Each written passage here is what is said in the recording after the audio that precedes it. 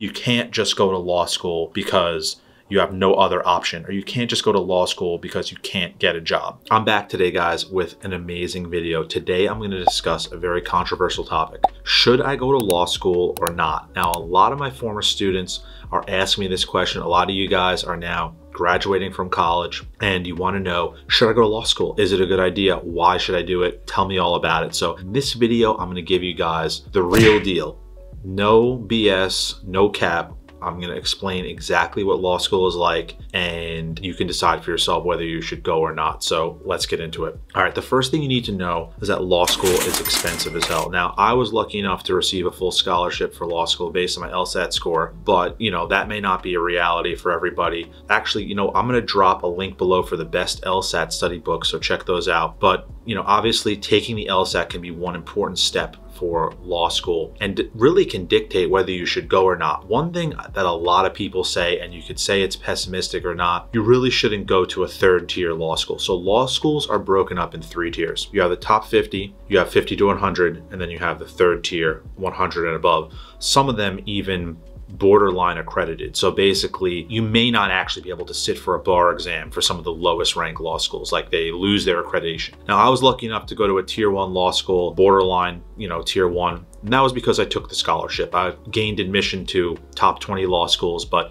I chose to take the money. And that was a personal decision because I was on my own at the time. My parents were going to help me out with it, but I didn't want to have $150,000 of debt. So now I'd say if you're super passionate about law school, I would actually consider going to a tier 3 school, but you're going to have to, 1, try to get a scholarship, and 2, grind your butt off to get good grades so you can get out of there. So that's why the LSAT is really important. I think if you're borderline about going to law school, like if you're unsure about it and you get a bad LSAT score, it may not be worth it to risk spending $150,000, $200,000 and then not get into a good law school, or have your degree not be of much value, or struggle to get a job. A lot of low-level entry law jobs pay $40,000, $50,000, $60,000 a year.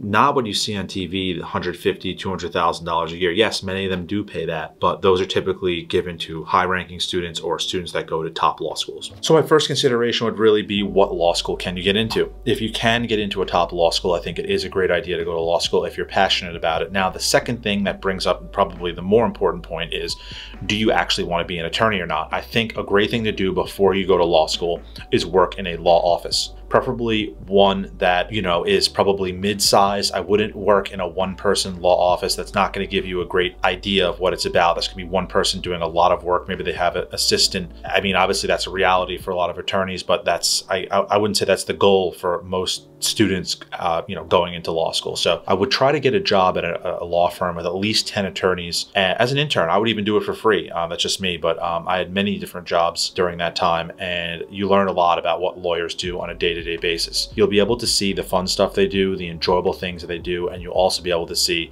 the incredibly boring and arduous stuff that they have to do on an everyday basis. Trust me, you're going to have to sit there and read hundreds of pages of nonsense to find one sentence. It's not fun a lot of the time. It's not what you see on TV. Yeah, look, being Johnny Cochran would be sick, but if it doesn't fit, you must acquit. Unrealistic.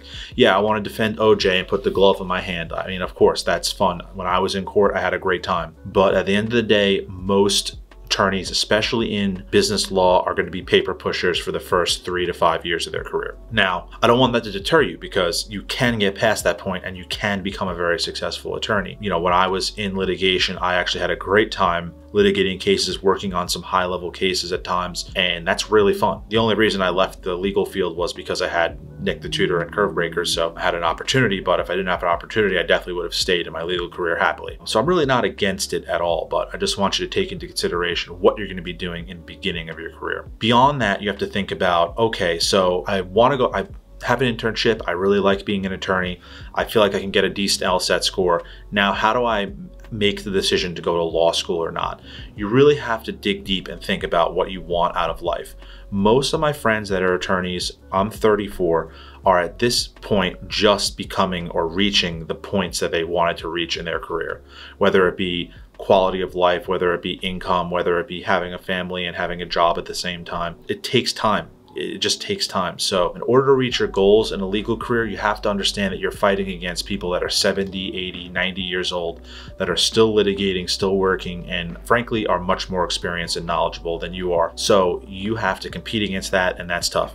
So if you want to start your own firm, you can be successful. I have some friends that are very successful in starting their own firm, but it takes time and a lot of hard work. So you got to look at a path like into your 30s for where you want to be. Now, for a lot of other careers, you can start balling out in your 20s. Now I'm balling out! I mean, yes, you can in law too, but you're essentially going to be chained to your desk and it sucks. So that's a consideration. I think the next thing you want to consider is how competitive are you? Law school is very competitive. It's very cutthroat. You hear all the stories, people throwing each other's notes out the window, breaking their laptops. Look, I didn't experience any of that. I actually liked my law school. I think everyone was pretty cool. Shout out to some of my old law school friends like Mark and Steven, so on and so forth.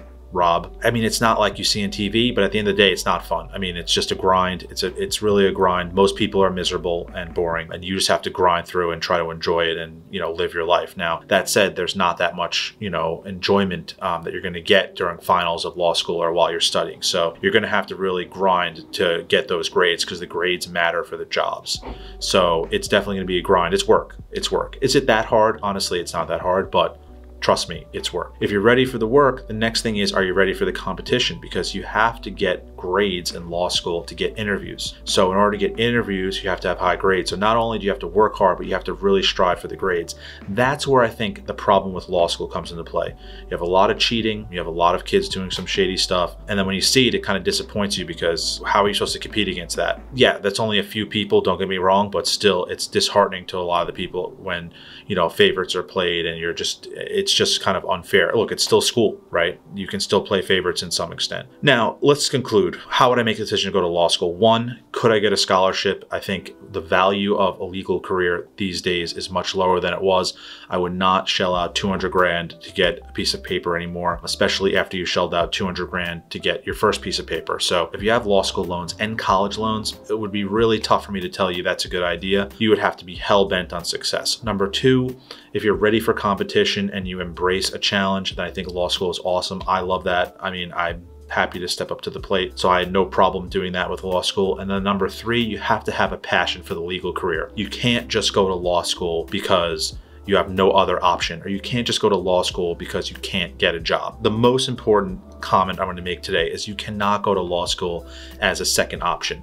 Oh, I don't have something else to do. I can't get a job right now. Let me just do it. That's a terrible idea. You go to law school because you're passionate about it. If you're passionate about the law, you want to be an attorney, maybe you want to help people, maybe you want to be in finance law, maybe you want to make money, whatever it is, you need to have that drive. So if you have the drive, you have the interest, and you have the competitiveness inside you, law can be awesome. It's a lot of fun, don't get me wrong. That's my video for today, guys. Hopefully I shed some light on a very difficult decision for a lot of you. Subscribe below. I'm going to be dropping more content about college, jobs, life, SAT, ACT, all that good stuff.